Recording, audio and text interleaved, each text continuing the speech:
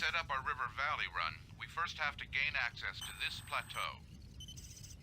Roll probe data. There's some construction going on here. The MFB will investigate after you've cleared the area. This barracks facility is Op Point Able. We're counting on getting some significant salvage. Just past this lake is the major threat in this area. This is a heavy missile platform, and it sits right where we need to be. Back to overview. Objective Able, Objective Baker. The missile platform has a range well beyond the barracks area. Terrain analysis has found a blind spot in the coverage to the south. Expect moderate mech resistance, especially at the approaches to the missile platform. Okay, and while we wait for this to load, you'll notice Baker has kind of a pie slice. The inside of that pie is everything that he can hit. Let's take as much salvage as we can. And what we need to do is try to stay out of that gun's line of sight as much as possible, because that thing's going to strip off armor like nobody's business. And in this game, we only carry what we can salvage. Alright, let's try to make this bushwhacker our own. And I'm going to pull the heatsink out of the head. And I don't have any double heat sinks, so we just need to make the best with what we've got. We know we're going to be playing a long game, so the lasers and LRM-5s are important. The AC-10 is nice just because it packs a wallop, so even though it's really good for close range, it's not good for much else, but it'll strip the damage off a mech pretty quickly.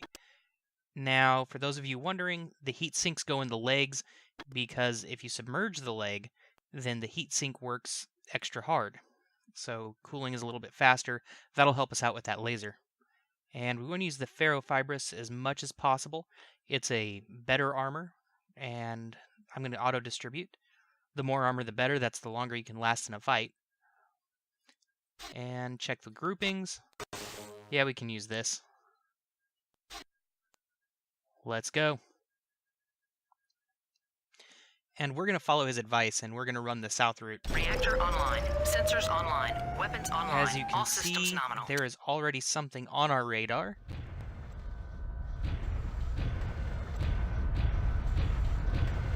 Oh, by the way, it's Wheel Trouble.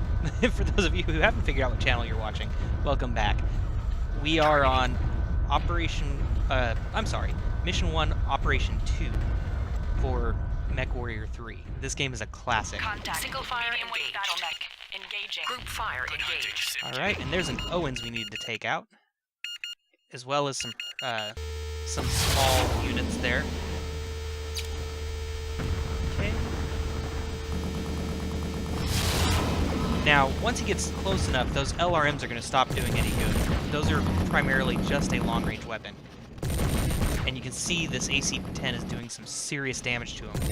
The problem is, it's limited to how many shots you can carry.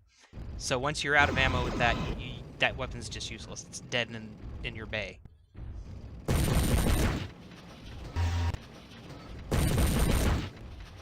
Well, we almost stripped off one side of his torso. You actually get more salvage if you can clean headshot them, but graphics aren't what they used to be. There's one arm. And we're taking out his torso now. Oh, don't move. I'm kind of surprised those vehicles aren't doing more than they are. And as I said, that AC-10 is now junk, so we're now just down to the laser, which is going to generate heat for us, so we have to be careful with it. It also takes a lot longer to recharge, nowhere near as much damage as that AC-10.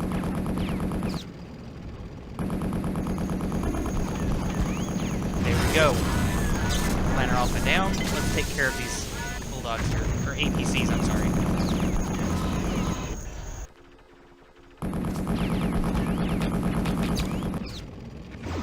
There's another one down. And here's the last of them. This should give us a good nav point that we can use for the mobile field base, and that'll let us repair the armor before we move too much farther. In this game, you definitely want to repair often. Roger that, Lance Leader. Transferring now. There's no reason to not top off. Since these missions aren't really timed, there's no sense in going in with only half a mech if you can avoid it.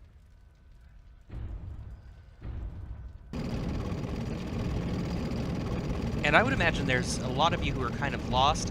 It has been close to 6 months, if not 6 months, since we've actually run the last MechWarrior game. And I'd given you guys kind of a teaser of it, and we're just going to continue right where we left off. For those of you who are not familiar with the BattleTech MechWarrior universe, visit sarna.net. It is a very, very rich environment, and there are still games that are coming out. It's an absolutely wonderful franchise. And there was a sequel to this. There's the Pirate Moon expansion, which I've never played. And there were 2 MechWarrior 4 games that were absolutely wonderful from Microsoft. And they actually used the MechWarrior 4 games for the BattleTech pods that you see in some arcades.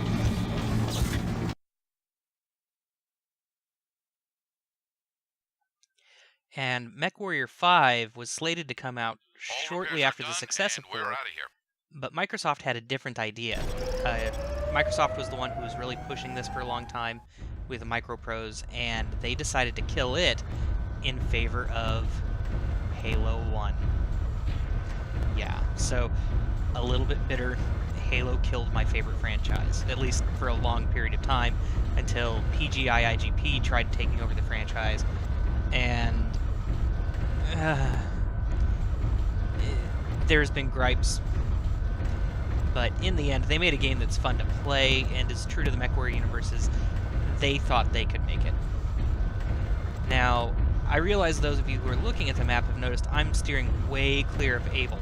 That's intentional. That way I can deal with these APCs and not have to worry about that long-range cannon.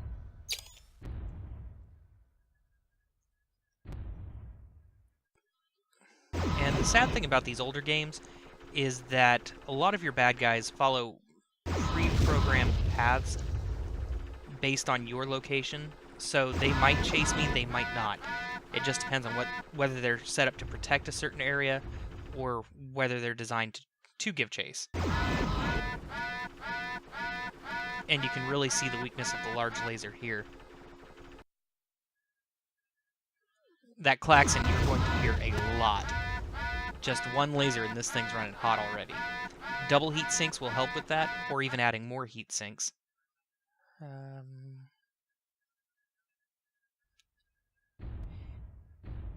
And by keeping my distance, you'll notice that my armor's not getting touched.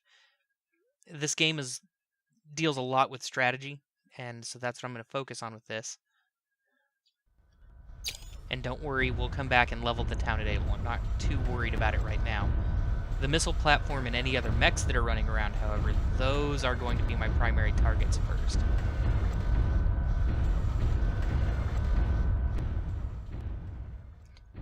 Oh good, finally he's closer. Oops.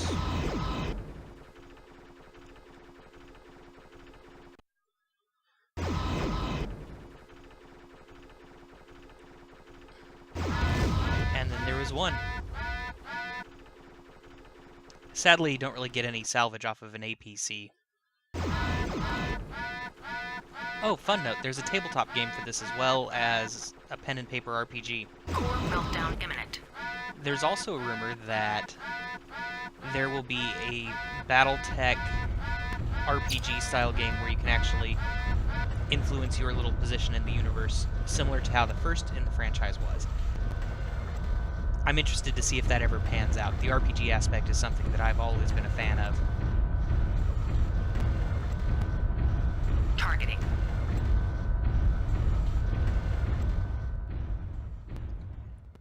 Well, I can't very well shoot through a hill. And he's in the water, so he'll have the advantage.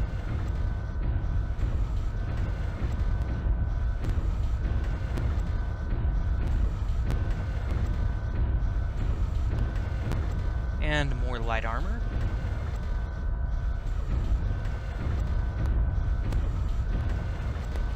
A bulldog and an APC. This is Gunner. I'm moving forward to next mission area. Gunner, we see heavy increase in comms chatter originating south-southwest. Can you confirm? Gunner. He's gone silent. For those of you wondering, Gunner is... I'm sorry, it's been a long day. Gunner is going to be our lance mate in the future. He's the first one we pick up out of 4. I'm sorry, out of 3. The lance is 4. I keep tripping over my tongue tonight, I'm sorry. Trying to shoot these blasted things is annoying, and so it's taking most of my concentration.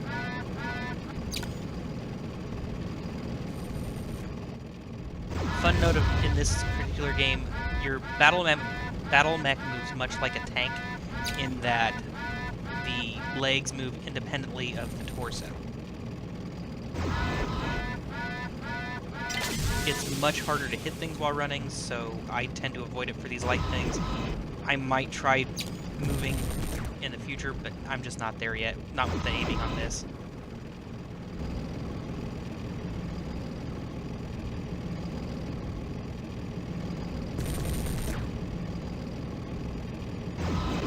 Erg.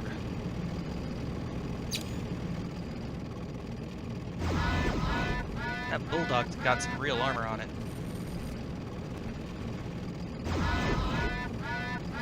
One more ought to do it. Core meltdown Really? imminent.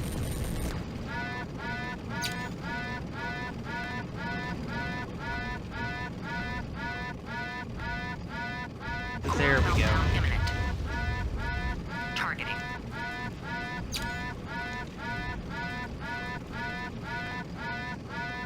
Let's see if I can hit this and get my missiles to actually track over the terrain rather than just volley into the side of the hill.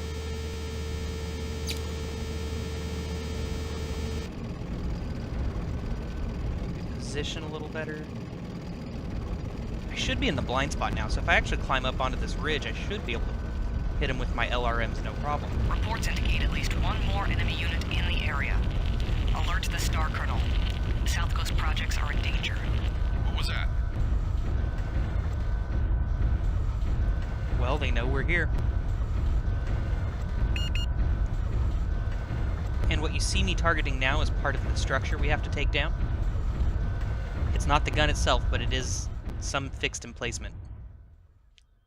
And this will take a while. I do apologize, but it's just the nature of the beast of this game. And we are at the very edge of our range here for the laser. I'm staying back so that I don't attract too much attention. Don't worry, we'll still take care of that other mech.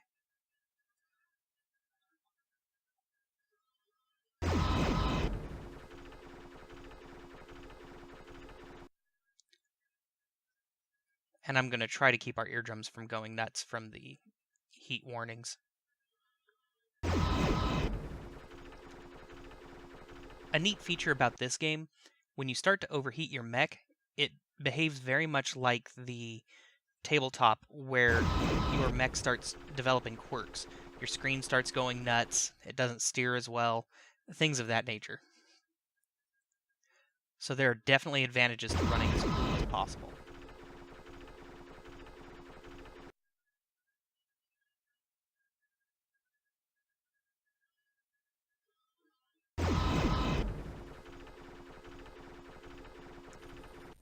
Speaking of attention,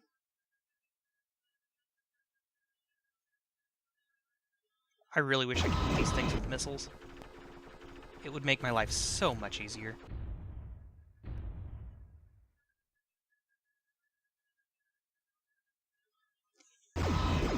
Oh, I'm in luck. He was holding still? It's 2.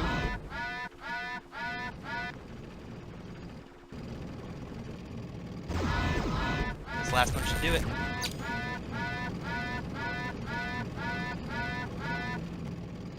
Core meltdown imminent.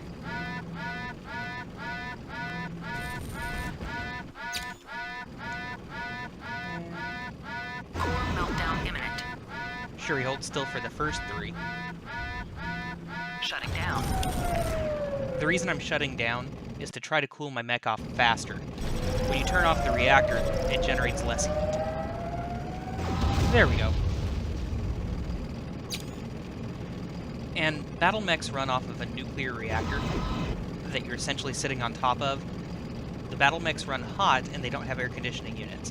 As such, the pilots actually wear cooling vests where coolant runs through pipes that are on the MechWarrior's vest, and most of the MechWarrior pilots actually pilot in their underwear. Fun note.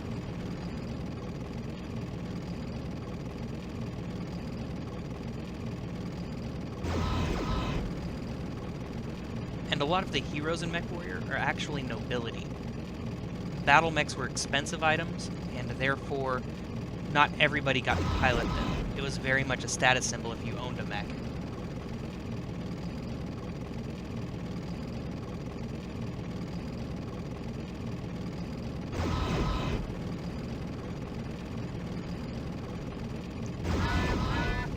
And I'll apologize about any silence in this game.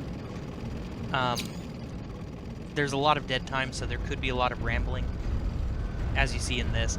I'll try to throw in bits of lore where I can to keep it from being too boring and at least give you guys some concept of what's going on if you've never played a MechWarrior game before. Okay. Well. Don't seem to be doing much.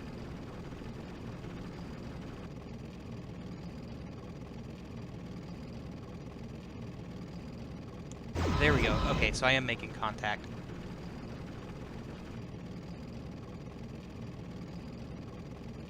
It's interesting that that mech that's in the water hasn't started chasing me yet.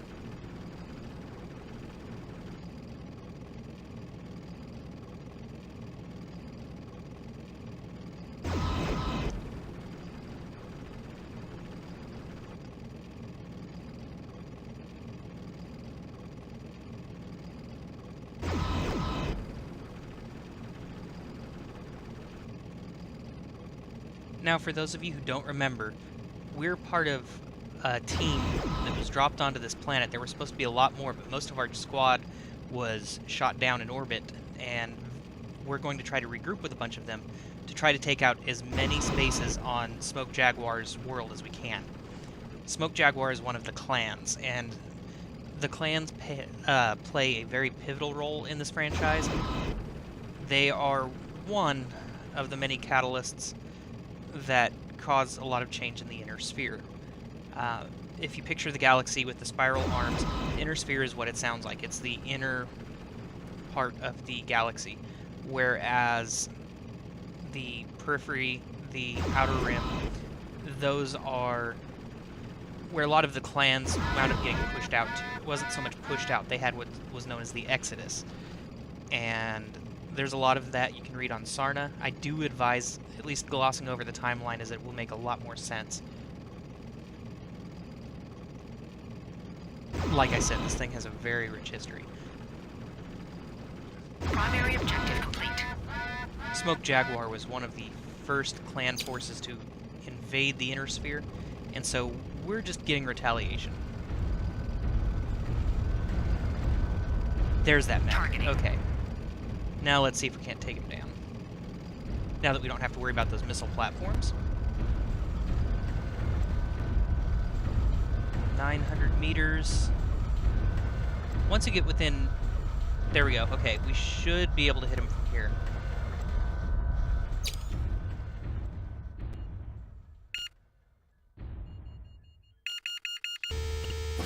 And we're going to let our missiles do a lot of the work for us so that we don't have to worry too much about our aim. This is exactly where we hope to be.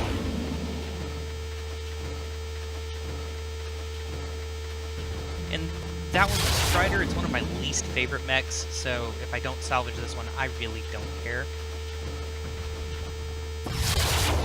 I always thought it was just ugly.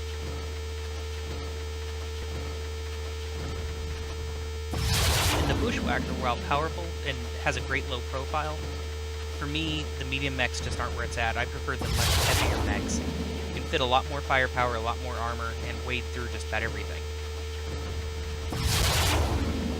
But as funny as it sounds, that doesn't mean the lightweight mechs aren't useful. The lighter mechs tend to be a lot faster, and easily outmaneuver the larger mechs. It's not even close. Okay, so there's one arm.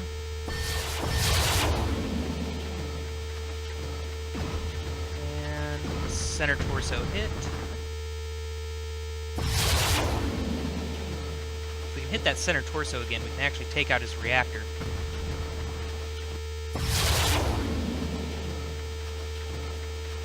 And the cool thing about the tabletop is you can actually design your own mech, giving you a lot more flexibility in your playstyle. Center torso hit, he's gone. Omega units, we have reports of enemy flanking. Hold positions. Engage only on direct line of sight. Waiting for right gunner still on the job. That buys us time. Okay, so Gunner's doing well. We'll probably meet him in the next mission or two. Roger that, Lance Leader. Transferring And now. I'm sending my mobile field base to that green circle. Sorry, not green circle. Gray circle you see up top. I'm going to use them to rearm just so that I can try to take things out a little quicker. Maybe. You have to escort them along the route anyway. The closer you keep them, the better. But you don't want them in a position that can get damaged, because if you lose one of your mobile field bases, you cannot get them back. They are gone forever, and the game gets that much harder.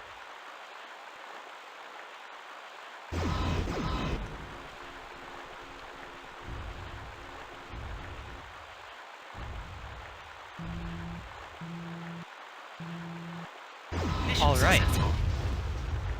We're going to go ahead and finish off the Smoke Jaguar forces. And since there's only one left, this should go pretty quickly. And we don't have to escort the mobile field base the entire way, so we're not going to. We're just going to take this guy out.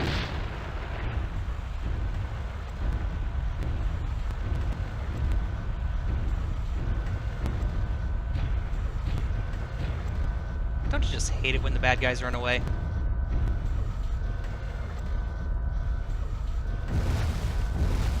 And yes, battle mechs are waterproof. They can actually fight in space too, somewhat, if they're jump jet equipped. This one is not, so it would be absolutely lousy in space. It would just kind of float there and be subject to the laws of physics. Because the head is basically just glass, you do have to be careful walking through water. If you clip your head on something, it's instant death. So it pays to know your surroundings. He really is running away. He's going all the way to the other side of that plateau. Oh, good grief.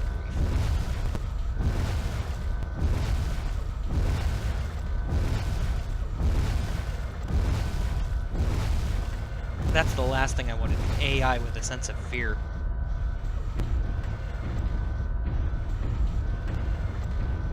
And yes, it has been a very long time since I've played this game. And it is a blast, no pun intended. Even though the graphics are slightly antiquated, there was a lot that was done right with this game, and I would love to see it redone. It's a very compelling story. We have arrived and are ready to deploy. You actually start to care about the people, which is nice. And even MechWarrior 4 was that way. You actually cared about the people you were interacting with.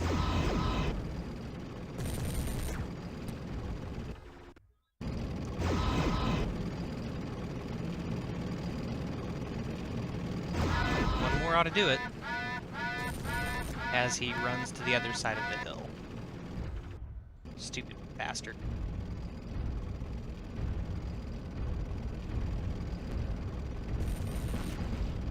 Breaking off.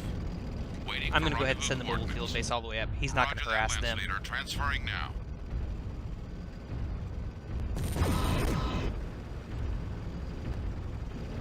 And that's one thing this game taught you to do really quick.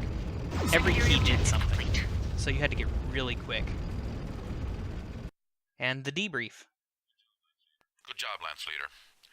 We found a couple of dismantled warship-class assault lasers at that construction site. Too bad we can't use them. Survivors of Damocles 2 have made contact. They're attacking the hydroelectric dam in Operations Area 2. Also, Captain Taylor has set the Eclipse down well north of us.